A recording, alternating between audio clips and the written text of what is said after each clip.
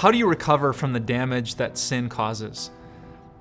That's a question all of us have to ask because our friends, our boyfriends, girlfriends, even our spouses sin against us on a regular basis.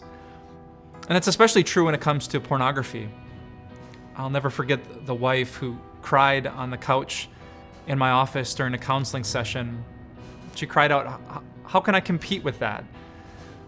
She had discovered her husband's internet search history, and their marriage really needed to recover from the damage that sin caused.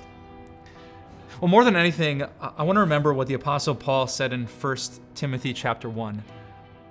You might know a little bit about the Apostle Paul. We name churches after him. He wrote books, over a dozen books of the New Testament. He's sometimes called the greatest missionary of faith, an example that we would love our sons and daughters to be like with such a great passion for God.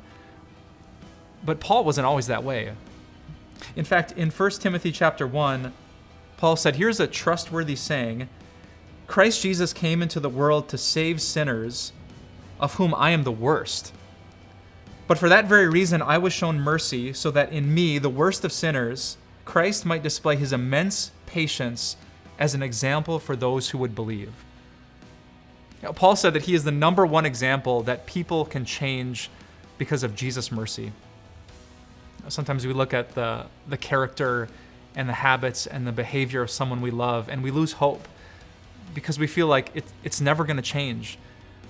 But that's what people thought about Paul, that he persecuted the church, he hated Christians, he would never become one, but God's grace is powerful to change any heart. We're going to talk this week a lot about the ways that we can recover from the damage of sin, but I just want to lay this foundation that whenever Jesus is involved, whenever grace has the last word, that people can change and that there is incredible hope.